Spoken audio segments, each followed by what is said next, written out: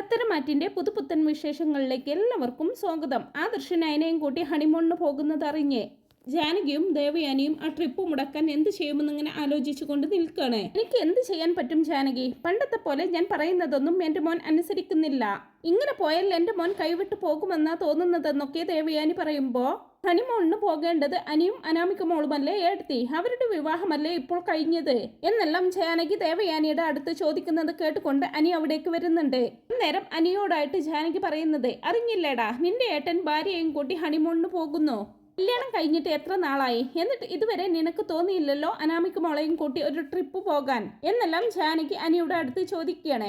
ആദർശേട്ടനും നയനേട്ടത്തിക്കും മാത്രമേ ഈ വീട്ടിൽ ഹണിമൂണിന് പോകാൻ പാടുള്ളൂ എന്ന് വല്ല നിയമവും ഉണ്ടോ? എനിക്കും അനിക്കും വേണ്ടി സിംഗപ്പൂരിലേക്ക് ടിക്കറ്റ് എടുത്തു തരാമെന്ന് പറഞ്ഞതായിരുന്നു എൻ്റെ അച്ഛൻ. പക്ഷെ ഈ അനി കൂടെ വരാൻ കൂട്ടാക്കാത്തത് കൊണ്ടാണ് ആ ട്രിപ്പ് ക്യാൻസൽ ചെയ്യേണ്ടി വന്നത്. പക്ഷെ അവര് ഹണിമൂണിന് പോകുന്നുണ്ട് എന്ന് അറിഞ്ഞതോടുകൂടി എനിക്കും പോകണമെന്നുണ്ട് അനി. നിനക്കെന്നെ കൊണ്ടുപോകാൻ പറ്റുമോ അനി എന്നൊക്കെ ചോദിക്കുമ്പോ, പറ്റില്ല, ഏട്ടനും ഏട്ടത്തിക്കും വേണ്ടി ഒരു കുഞ്ഞു പിറക്കാൻ പ്രാർത്ഥിക്കുകയാണ് ഞാനും മുത്തശ്ശനും മുത്തശ്ശിയുമെല്ലാം.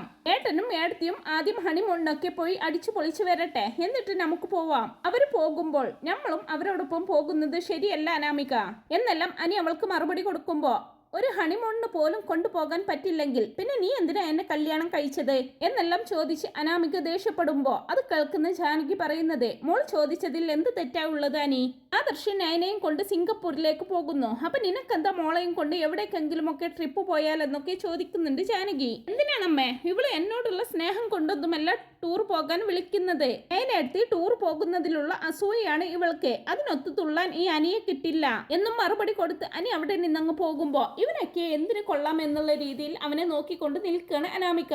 ആ സമയം മോള് സമാധാനമായിട്ടിരിക്കേ, മോള് വിഷമിക്കല്ലേ, അവന്റെ മനസ്സ് മാറി, അവൻ ഉടനെ തന്നെ മോളെ ഹണിമൂണിന് കൊണ്ടുപോകും എന്നും പറഞ്ഞ് ജാനകി അനാമികയെ സമാധാനിപ്പിക്കുന്നുണ്ട്. റൂമിലെത്തുന്ന അനാമിക തന്റെ അച്ഛനെ വിളിച്ച് ഇക്കാര്യങ്ങളെല്ലാം പറയുകയാണ്. ആദർശേട്ടൻ നയനെ സിംഗപ്പൂരിലേക്ക് കൊണ്ടുപോവുകയാണെന്ന്. എന്നാൽ എന്റെ ഭർത്താവെന്നും പറഞ്ഞ് നടക്കുന്ന ഒരുത്തനുണ്ട് ഇവിടെ. ഇത്രയും ദിവസമായിട്ടും ഈ വീടിന്റെ പുറം പോലും എന്നെ ചുറ്റി കാണിച്ചു തന്നിട്ടില്ല ഇതുവരെ എന്നൊക്കെ അച്ഛനോട് പരിഭവം പറഞ്ഞ് കരയാണ് അനാമിക. മോള് വിഷമിക്കാതെ, മോൾക്ക് കിട്ടാത്ത സന്തോഷം ആ നയനയ്ക്കും കിട്ടണ്ട. അവരുടെ യാത്ര മുടക്കാനുള്ള ഐഡിയ ഒക്കെ ഈ അച്ഛൻ മോൾക്ക് പറഞ്ഞു തരാമെന്നും പറഞ്ഞുകൊണ്ട് അച്ഛൻ ഇങ്ങനെ ഓരോ കാര്യങ്ങളൊക്കെ പറഞ്ഞു കൊടുക്കുകയാണ്. അന്നേരം അത് കേൾക്കുന്ന അനാമികയ്ക്ക് ഒരുപാട് സന്തോഷമാവുന്നുണ്ട്. എടി നയനെ, നീ നാളെ ഹണിമൂണിന് പോകുന്നത് എനിക്കൊന്ന് കാണണം. എനിക്ക് കിട്ടാത്ത കുടുംബ ജീവിതമൊന്നും നിനക്കും വേണ്ട. അങ്ങനെയൊക്കെ മനസ്സിൽ പറഞ്ഞ് അനാമിക അവരുടെ റൂമിലേക്ക് പോവാണ്. ആ റൂമിൽ ആദർശും നയനയും ഇല്ലെന്ന് ഉറപ്പിച്ചതിന് ശേഷം അനാമിക അവരുടെ മുറിയൊക്കെ പരിശോധിക്കുന്നുണ്ട്. അലമാര തുറന്നപ്പോൾ സിംഗപ്പൂരിലേക്കുള്ള ഫ്ലൈറ്റ് ടിക്കറ്റ് അവൾ കാണുന്നുണ്ട്. ഈ ടിക്കറ്റ് ഇല്ലാതെ നിങ്ങൾ നാളെ എങ്ങനെ യാത്ര പോകും? അതെനിക്കൊന്ന് കാണണമല്ലോ എന്നൊക്കെ പറഞ്ഞുകൊണ്ട് ആ ടിക്കറ്റ് എടുത്തുകൊണ്ട് പോവുകയാണ് അനാമിക. ശേഷം ആ ടിക്കറ്റ് തന്റെ റൂമിൽ കൊണ്ടുവന്ന് ഒളിപ്പിച്ചു വയ്ക്കുകയാണ് അനാമിക. ഇതൊന്നും അറിയാതെ അടുത്ത ദിവസം ആദർശും നയനയും ഹണിമൂണിന് പോകാനായിട്ട് റെഡി ആവുകയാണ്. അലമാര തുറന്നപ്പോൾ അവിടെ ടിക്കറ്റ് കാണാനില്ലെന്ന് നയനയ്ക്ക് മനസ്സിലാവുന്നുണ്ട്. അയ്യോ ആദർശേട്ടാ, ഇതിനകത്ത് വെച്ച ഫ്ലൈറ്റ് ടിക്കറ്റ് കാണുന്നില്ലല്ലോ. ആദർശേട്ടൻ കണ്ടായിരുന്നോ എന്നൊക്കെ ചോദിക്കുമ്പോൾ, ഇല്ല നയനെ, ഞാൻ എന്റെ കയ്യിലല്ലേ ആ ടിക്കറ്റ് തന്നിരുന്നത്. നീ അത് എവിടെയാ വെച്ചതെന്ന് ഓർത്തു നോക്ക് എന്ന് ആദർശ് പറയുമ്പോ, എവിടെയും കാണുന്നില്ല ആദർശേട്ടാ, ഞാനത് ഈ അലമാരയിൽ തന്നെയാണ് വെച്ചത്. ഇനി നമ്മൾ എന്ത് ചെയ്യും ആദർശേട്ടാ? എങ്ങനെ യാത്ര പോകുമെന്നൊക്കെ പറഞ്ഞു വിഷമിക്കുകയാണ് നയന. അപ്പോഴേക്കും എന്താടി പ്രശ്നമെന്നും ചോദിച്ചുകൊണ്ട് നവ്യ ആ റൂമിലേക്ക് വരുന്നുണ്ട്. അത് പിന്നെ ചേച്ചി, നമ്മൾ ഇവിടെ വെച്ച ഫ്ലൈറ്റ് ടിക്കറ്റ് കാണുന്നില്ല എന്നെല്ലാം നയന പറയുമ്പോ, ഇതല്ലേ നിങ്ങളുടെ കാണാതായ ടിക്കറ്റ് എന്നും പറഞ്ഞ് നവ്യ തന്റെ കയ്യിൽ പിടിച്ചിരിക്കുന്ന ഫ്ലൈറ്റ് ടിക്കറ്റ് നയനയുടെ കയ്യിലേക്ക് കൊടുക്കുകയാണ്. ഇതെങ്ങനെ ചേച്ചിയുടെ കയ്യിലെത്തിയെന്ന് നയന ചോദിക്കുമ്പോ, ഞാൻ മറ്റവളുടെ പണിയാടി, നീയും ആദർശേട്ടനും ഇവിടെ നിന്നും പോകുന്നത് അവൾക്ക് തീരെ പിടിച്ചിട്ടില്ല.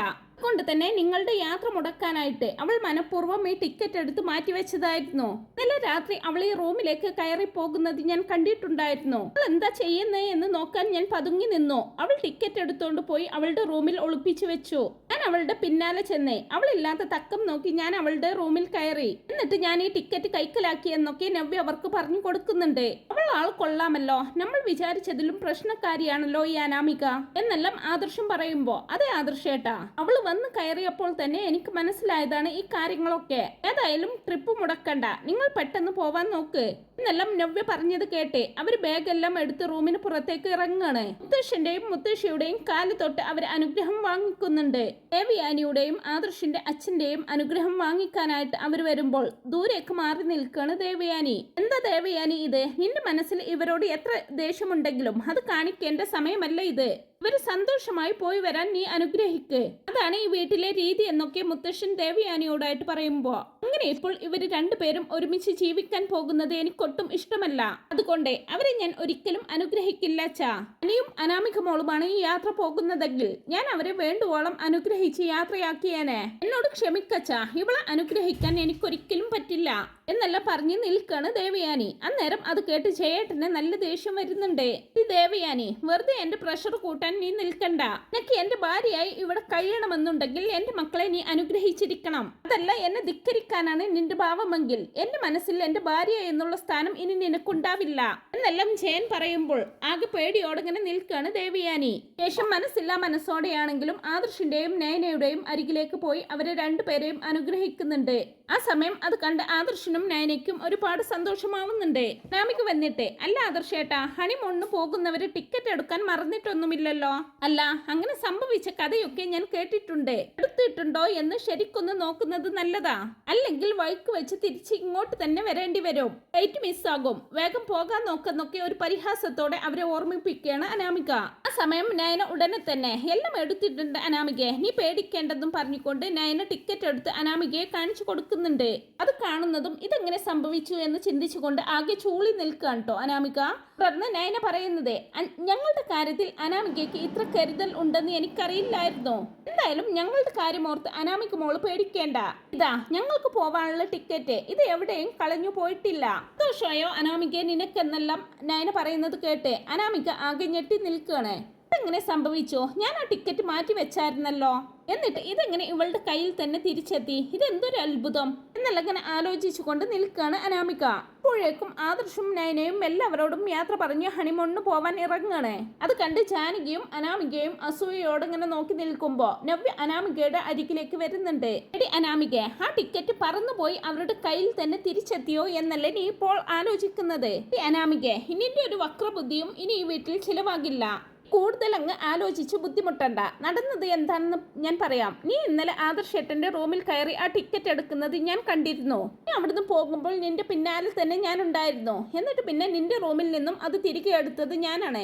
നിനക്ക് ഹണിമൂണിന് പോകാൻ പറ്റാത്തതിന്റെ ദേഷ്യം ആ പാവങ്ങളോടല്ല തീർക്കേണ്ടത്. നിന്റെ കയ്യിലിരിപ്പ് കൊണ്ട് തന്നെയാണ് അനി നിന്നെ എങ്ങോട്ടും കൊണ്ടുപോകാത്തതും അവൻ നിന്നെ സ്നേഹിക്കാത്തതും. നീയും ഇങ്ങനെ ഓരോ വക്രബുദ്ധിയായിട്ട് ആദർശേട്ടന്റെയും നയനയുടെയും ജീവിതത്തിലേക്ക് നീ കയറി പോകരുത്. അങ്ങനെ എന്തെങ്കിലും നിന്റെ മനസ്സിലുണ്ടെങ്കിൽ അത് ഈ നവ്യ ഇവിടെ ഉള്ളിടത്തോളം നടക്കില്ലെന്നൊക്കെ പറഞ്ഞ് അനാമികയുടെ വാ അടപ്പിക്കുന്നുണ്ട് കേട്ടോ നവ്യ.